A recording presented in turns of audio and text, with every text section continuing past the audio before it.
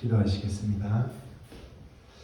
하나님 감사합니다. 우리 참으로 귀한 새벽교회 성도님들 예배의 자리, 말씀의 자리로 불러주시고 하나님의 음성 들을 수 있도록 인도하여 주시니 참으로 감사드립니다. 하나님, 이 시간 설교가 선포될 때 이 가운데서 하나님께서 말씀하시는 음성이 우리 각자 성도님들의 마음 가운데 새겨질 수 있도록 인도하여 주시고, 이 말씀으로 말미암아 새 힘과 새 능력을 얻는 귀한 역사를 이루어 주옵소서. 우리의 삶이 믿음 안에서 온전히 세워지는 시간 되게 하여 주시고, 오직 주의 놀라운 은혜를 충만하게 누리는 시간 되게 하여 주옵소서. 하나님, 말씀 전하는 저에게도 함께하여 주셔서 사람의 생각 전하지 아니하게 하시고 오직 주님의 뜻을 전하게 하여 주시며, 말씀 듣는 우리 가운데 함께하여 주셔서 이 말씀 가운데 꼭 필요한 말씀이 새겨지게 하여 주옵소서. 예수님의 이름으로 기도합니다. 아멘. 어떤 사회나 그 사회의 가치관을 가장 직접적으로 잘 살펴볼 수 있는 방법이 하나 있습니다. 그것은 그 나라가 가지고 있는 법을 보는 것입니다. 법을 통해서 그 나라가 허용하고 있는 것과 금지하고 있는 것을 살펴보면 그 나라가 어떤 것을 소중하게 여기는지, 또 어떤 것에 가치를 두는지를 살펴볼 수 있습니다. 우리 캐나다나 대한민국이나 이 헌법과 법률을 보면 이 한 사람의 존엄성과 자유를 무엇보다 중요하게 여긴다는 것을 알 수 있습니다. 우리 한 사람 한 사람이 모두가 평등한 존재라는 사실을 가장 기본적인 가치로 여기고 있다는 사실도 우리가 함께 알 수 있습니다. 근데 반면에 고작 수백 년 전에 법률만 보더라도 이 계급이 당연한 것처럼 여겨졌고, 통제하고 복종하는 것이 당연한 가치처럼 여겨졌다는 사회라는 사실을, 당연한 것으로 여겨졌다는 사실을 우리는 쉽게 알 수가 있습니다. 이 법을 살펴보면 그 사회가 어떤 생각을 가지고 있는지를 그대로 알 수 있게 되는 것입니다. 성경에도 보면 하나님께서 하나님의 백성들에게 주신 법이 있습니다. 수천 년이 지난 지금 오늘날 우리가 이 법을 그대로 따르지는 않습니다. 그런데 우리가 이 말씀에 나오는 법들을 살펴보는 것은 이 법을 통하여 하나님께서 무엇을 중요하게 생각하시는지를 우리가 알 수 있기 때문입니다. 하나님께서 가치 있게 생각하시는 것이 무엇인가? 하나님의 뜻이 무엇인가를 이 하나님께서 명령해 주신 법을 통하여 알 수 있다는 것입니다. 그리고 이렇게 우리가 법을 통해서 깨닫는 가치와 하나님의 뜻은 오늘날 하나님을 믿는 우리들에게도 매우 중요하게 다뤄져야 할 것들입니다. 오늘 말씀은 이 하나님의 뜻과 하나님의 가치관, 하나님의 마음이 아주 잘 담겨져 있는 한 가지 제도를 우리에게 가르쳐주고 있습니다. 바로 도피성 제도입니다. 이 하나님께서는 이 도피성 제도를 굉장히 중요하게 생각하신 것 같습니다. 우리가 오늘 여호수아 말씀을 읽었는데요. 오늘 말씀뿐 아니라 민수기 35장 9절부터 34절까지 말씀을 통해서도 이 도피성 제도에 대해서 자세히 말씀하고 계십니다. 또 신명기 19장 1절부터 13절까지 말씀을 통해서도 이 도피성 제도에 관해서 자세히 설명해 주고 계십니다. 하나님께서는 도피성 제도를 한 번만 말씀하시고 끝낸 것이 아니라 한 번 말씀하시고 또 다음에 두 번째 또 말씀하시고 마지막에 이제 실제로 그 제도를 적용해야 될 때 다시 한번 말씀하심으로 세 번이나 강조해서 이 도피성 제도를 말씀해 주시는 것입니다. 우리는 이 앞선 말씀의 내용들과 오늘 말씀을 더불어서 함께 이 말씀들을 살펴보고 이 가운데서 하나님께서 어떠한 마음을 가지고 어떠한 뜻을 가지고 이러한 명령을 하셨는지를 함께 깨닫고자 합니다.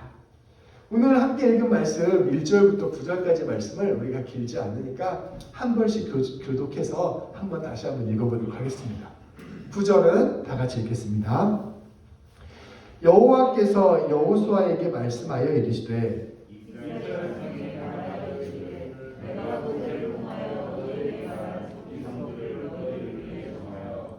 부지 중에 실수로 사람을 죽인 자를 그리로 도망하게 하라. 이는 너희를 위해 피해 보복자를 피할 곳이니라.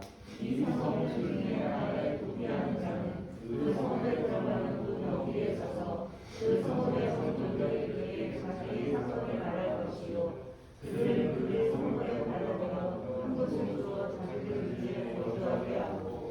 피해 보복자가 그의 뒤를 따라온다 할지라도 그들은 그 살인자를 그의 손에 내주지 말지니 이는 본래 미워함이 없이 부지 중에 그의 이웃을 죽였습니다.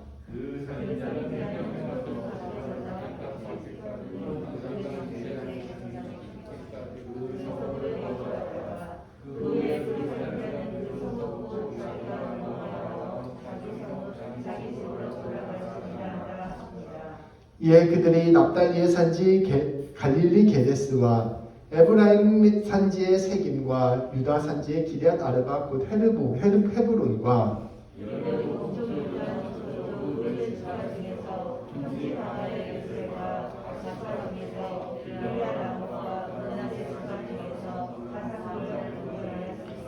같이 읽겠습니다. 이는 곧 이스라엘 모든 자손과 그들 중에 거류하는 거류민을 위하여 선정된 성읍들로서 누구든지 부지 중에 살인한 자가 그리로 도망하여 그가 회중 앞에 설 때까지 피해 보복자의 손에 죽지 아니하게 하기 위함이라. 아멘. 우리가 앞선 말씀을 통해서 이 이스라엘 백성들이 가나안 땅을 다 정복했다는 것을 나누었습니다. 이제 가나안 땅을 다 정복한 다음에 이제 여기 지도를 보시면 제가 영어가 지금 깔끔하게 나와서 영어로 가져왔는데요. 이렇게 색깔별로 각 지파별로 땅을 다 나누어 주었습니다. 그리고 이렇게 땅 분배가 다 끝나자 하나님께서 여호수아에게 명령을 하십니다. 내가 예전에 너희 광야에서 명령한 거 있지 않니? 그 도피성 제도. 이제 그 도피성 제도를 이제 시행해라라고 명령을 하신 것입니다. 부지 중에 실수로 사람을 죽인 자, 그런 사람이 있다면 그가 도망칠 수 있는 성들을 네가 지정하여라. 그래서 그것들을 지정해서 피해 복수가 일어나지 않도록 방지하여라라고 명령하여 주신 것입니다. 당시에는 이제 가족 중에 한 사람이 살인을 당하면 그 가족들이 그 죽은 사람을 대신해서 복수하는 문화가 굉장히 많았습니다. 그렇다 보니까 이게 잘못해서 실수로 사람을 죽인다 하더라도 피해받은 사람 중에서는 자기 가족이잖아요. 그러니까 그 살인 죽게 만든 그 원인이 되는 사람을 잡아다가 복수해서 죽이는 일들이 잦았습니다. 그러니까 계속 이런 일들이 잦다 보니까 서로가 계속해서 꼬리를 물고 죽이는 일들이 발생하는 거예요. 이러한 일들을 이제 방지하기 위해서 도피성을 지정하여라라고 하나님께서 명령을 하여 주신 것입니다. 이 도피성 제도를 이해하기 전에 먼저 한 가지 우리가 알아야 될 것이 있습니다. 우리가 십계명 말씀 다 알잖아요. 하나님께서는 10가지 계명을 이스라엘 백성들에게 가장 중요한 10가지 계명을 말씀해 주셨는데 그 중에서 6번째 계명으로 살인하지 말라라고 명령하셨습니다. 이 사람의 생명을 소중히 여기는 것은 이 이스라엘 전통, 말씀의 전통에서 굉장히 중요한 전통이었어요. 이게 얼마나 이것을 중요하게 생각했는지 피로 만든 음식도 먹지 말아라 라고 이야기하고 있습니다. 뭐 순대라든지 선지라든지 원래 이스라엘 사람들 이런 거 먹으면 안 되는 거예요. 그러니까 피를 먹지 말라라고 명령하실 정도로 하나님께서 생명을 귀하게 여기신 것이죠. 말씀을 보면 한 사람 한 사람을 하나님께서 하나님의 형상으로 창조하셨다고 말씀하고 있습니다. 흙으로 빚으시고 그 코에 생기를 불어넣으셔서 직접 창조한 존재가 바로 한 사람 한 사람인 것이죠. 한 사람 한 사람은 매우 존귀한 존재, 한 사람 한 사람이 천하보다 귀한 존재라고 이야기하는 것이 바로 말씀의 정신입니다. 그래서 하나님께서는 이렇게 이야기하십니다. 땅에 피를 흘리지 말라. 피가 묻은 땅은 그 피를 흘리게 한 자의 피가 아니면 속함을 받을 수 없다라고 선포하였습니다. 요즘 우크라이나에서 전쟁이 계속해서 일어나고 있는데요. 이렇게 불의한 전쟁이나 자신의 욕심을 위해서 다른 사람의 피를 땅에 흘리게 되면 그 피를 흘리게 한 사람의 피가 아니면 그 죄가 속하지 않는다라고 하나님께서 말씀해 주신 만큼 하나님께서는 생명 해치는 것을 굉장히 경계하시고 심판을 하신 것이죠. 그래서 말씀은 이렇게 이야기합니다. 누군가를 고의로 살해한다면 그를 반드시 사형해줘야 한다라고 명령하였습니다. 이것을 오늘날 그대로 받아들여서 사형제도를 꼭 져야 된다 이렇게 적용하는 것이 아니라 하나님께서 그만큼 생명을 귀하게 여기셨다라는 것을 우리는 이해해야 하는 것이죠. 이 생명을 무엇보다 중요하게 여기신 하나님의 뜻이 이 구약성경 전체에 담겨져 있습니다. 그런데 한 가지 예외를 두었습니다. 어떤 예외냐면요.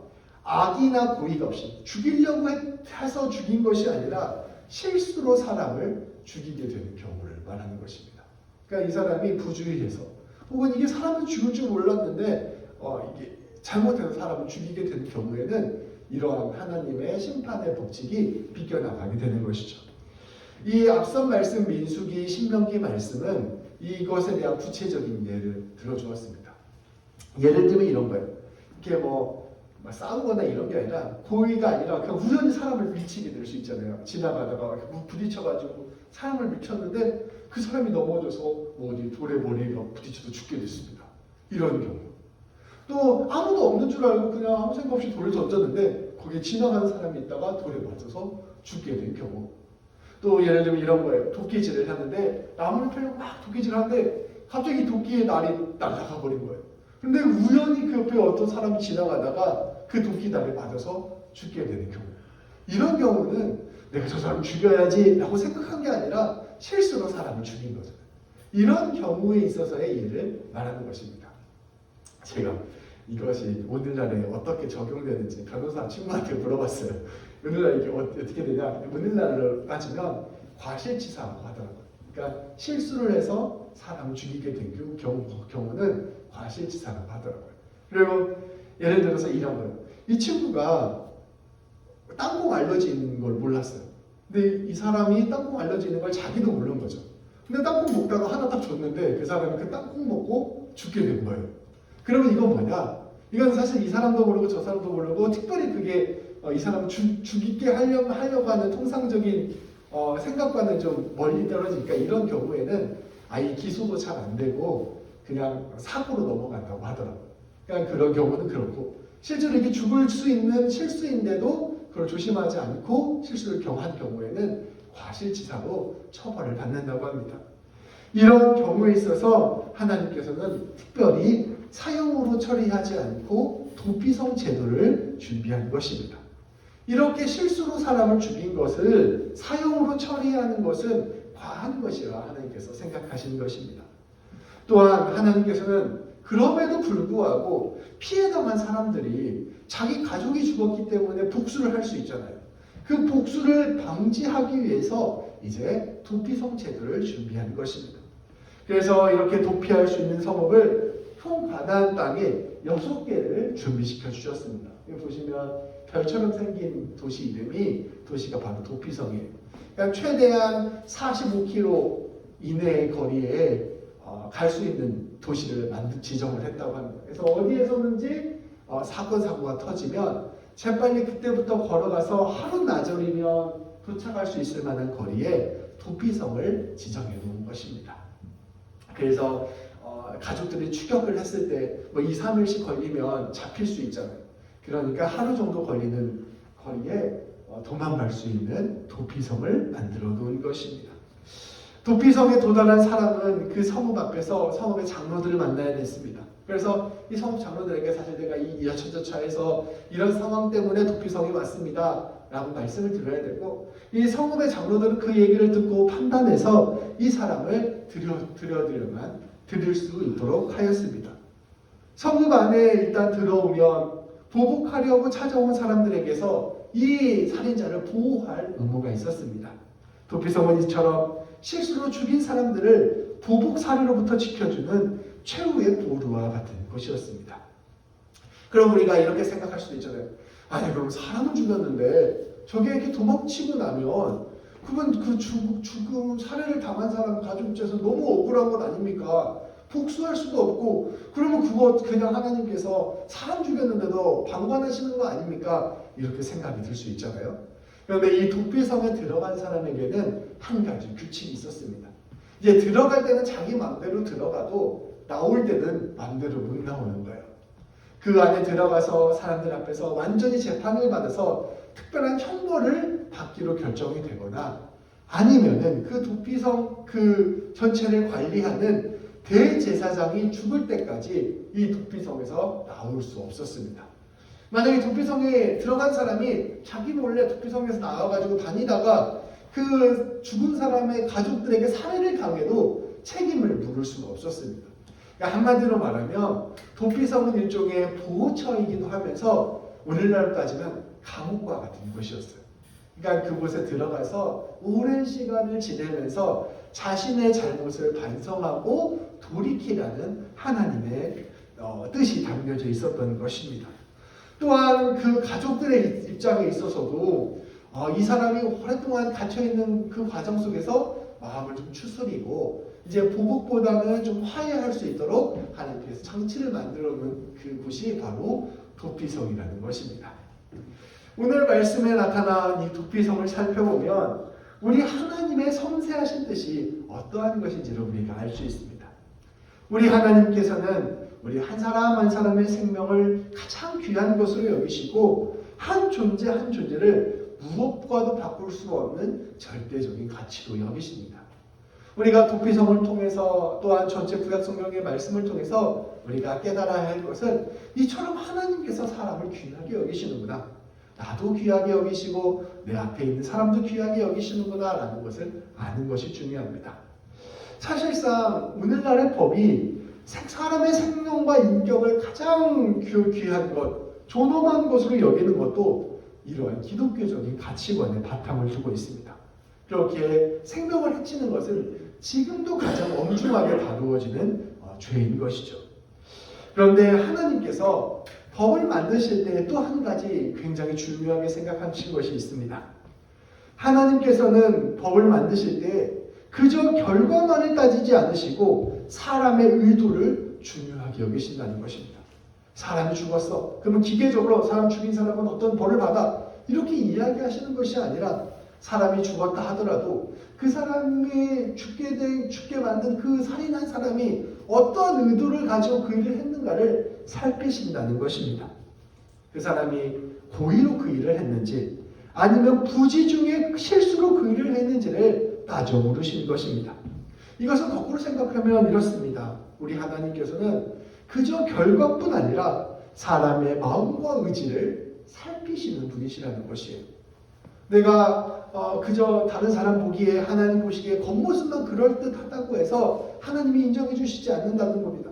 하나님께서 우리의 마음과 의도를 살피시고 그 마음과 의도 가운데 어떠한 뜻이 있는지를 귀히 여기신다는 것입니다. 거꾸로 우리가 하나님을 향하여 이웃을 향하여 좋은 뜻을 가지고 최선을 다했는데 그 결과가 좀 안 좋을 수 있잖아요.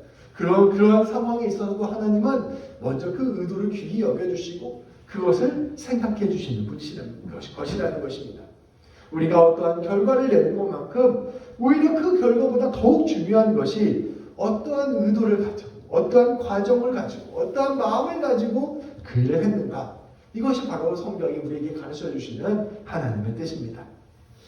하나님께서는 고의로 저지른 죄와 고의가 아닌 죄를 나누셨습니다. 그리고 고의로 누군가를 죽였다면 그러한 경우에는 어떠한 경우에도 살려줄 수 없다라는 엄한 판결을 내리십니다. 당시 유대 사회뿐 아니라 그 중동 사회에서는 사람이 누군가를 죽이잖아요. 그러면 그 죽인 살인자가 살아남을 수 있는 방법이 있었습니다. 그건 어떤 방법이었냐면 신전에 들어가서 제단을 잡고 있으면 이 제단이 거룩하다고 생각해서 그 사람을 잡아 죽일 수가 없었어요. 그런데 하나님께서 명백하게 말씀하십니다. 그가 살인을 했다면 제단에 가서 그 제단의 뿔을 잡고 있다 하더라도 그 사람을 끌어내가지고 처형하라고 말씀해 주십니다. 그만큼 사람의 생명이 귀한 것이니 사람의 생명을 고의로 죽인 것에 대해서 엄히 다스리라 말씀해 주시는 것이죠. 그러나 고의가 아닌 경우에는 도피성을 지정하여 이렇게 피할 수 있도록 하시고 피해 보복이 계속 이어지는 것을 멈추게 하셨습니다. 하나님께서 귀히 여기시는 생명이 더 이상 상하지 않도록 보호하여 주신 것입니다. 그리고 무엇보다 하나님께서는 피해자와 가해자의 모두에게 시간을 두게 하셨습니다. 피해자는 그 도피성에 들어간 사람을 보면서 자신의 마음을 추스릴 수 있는 시간을 주시고 또 가해자는 도피성에 갇혀서 거기서 일하면서 지냈어야 된 거죠. 성전을 돕는 일이나 여러 가지 일들을 하면서 지내면서 자신의 잘못을 반성할 수 있는 시간을 두게 하신 것입니다. 피해자는 극심한 분노로부터 벗어나 상황을 받아들일 수 있는 시간을 허락하셨고 가해자에게는 자신이 저지른 실수를 충분히 돌이키고 반성할 수 있는 시간을 허락하여 주십니다. 이를 통하여 상호 간의 화해와 용서를 예비하시고 준비시켜 주신 것입니다. 고의로 저지른 사진이는 엄청난 처벌로 정의가 세워지지만 실수로 일어난 죽음은 회복의 시간을 통하여 정의가 이루어질 수 있음을 우리 하나님께서는 보여주셨습니다. 하나님의 그 섬세한 뜻, 한 사람 한 사람의 사정을 살피시고 한 사람 한 사람을 헤아리시는 그 하나님의 마음이 그대로 담겨져 있습니다. 그래서 이 법을 통하여 보면 결국 우리 하나님께서 한 사람 한 사람을 얼마나 귀하게 여기시는지, 얼마나 사랑하시는지를 그대로 살펴볼 수 있습니다. 하나님께서는 우리의 삶의 결과에 앞서서 우리의 마음과 뜻을 먼저 헤아리시는 분이시라 나누었습니다. 우리가 이러한 뜻을 안다면 우리는 고의로 죄를 짓는 것을 엄히 경계해야 할 것입니다. 하나님 앞에서 이게 죄인 걸 분명히 아는데도 내가 고의로 내 욕심 때문에, 내 죄악된 본성 때문에 고의로 죄를 짓는 것, 이것을 우리는 조심하고 경계해야 한다는 것이죠. 우리 하나님께서는 우리의 죄를 용서하시기 위하여 예수 그리스도를 보내주셨습니다. 십자가의 보혈을 흘리게 하신 것이죠. 그래서 사실은 우리가 고의로 죄를 짓는다 하더라도 그것 때문에 지옥에 가거나 그러진 않습니다.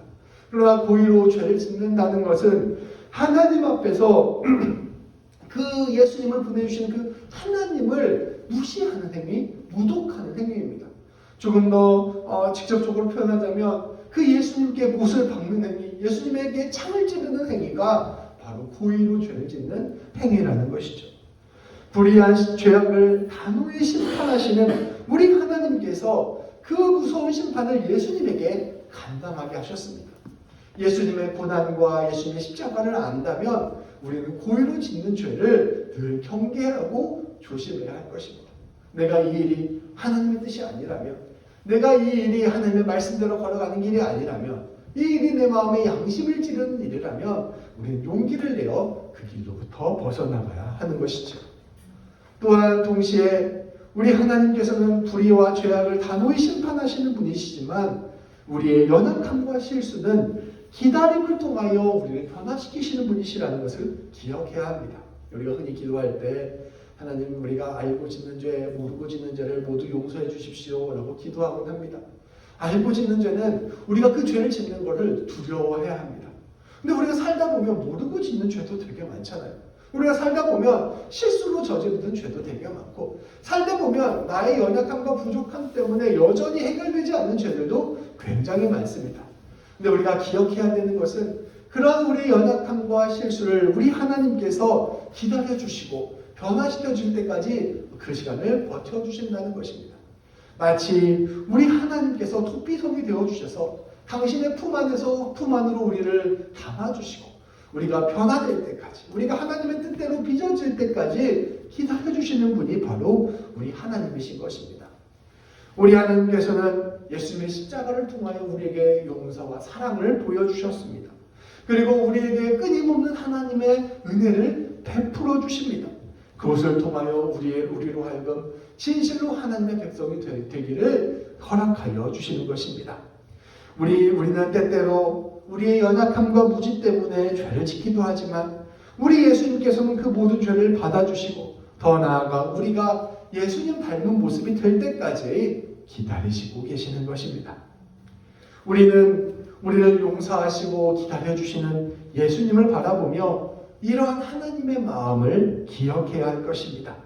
주님이 내 대신 죽어주셨구나.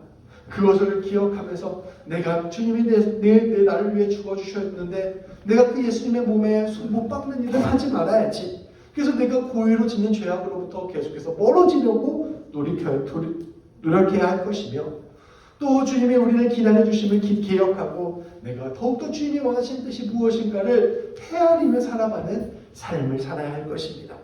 그것을 통하여 우리 또한 하나님이 계획하셨던 그 놀라운 용서와 화해와 사랑의 삶, 은혜를 나누는 삶을 살아야 할 것입니다.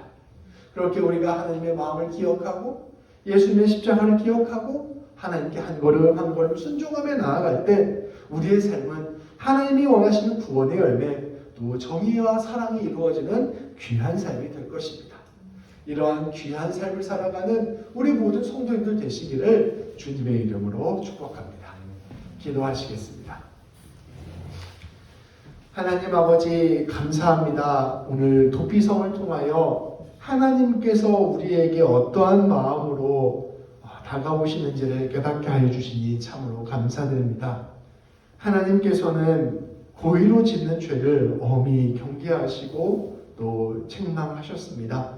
하나님 아버지, 우리가 예수님께서 우리를 위하여 죽으셨다는 그 사실을 기억하면서도 하나님의 뜻을 고의로 어기는 삶을 살지 않도록, 그러한 죄를 범하지 않도록 우리를 인도하여 주옵소서. 우리가 고의로 짓는 죄를 짓는 것은 다름 아닌 우리 예수님의 손을 발을 못으로 박는 일이라는 사실을 기억하게 하여 주시고, 우리가 하나님 앞에서 거룩한 삶을 살 수 있도록 결단할 수 있도록 인도하여 주옵소서.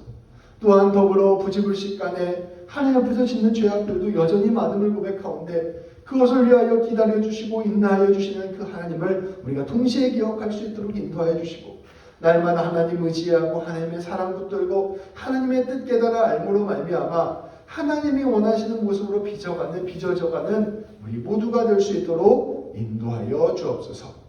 우리 주님 예수님의 이름으로 기도합니다. 아멘.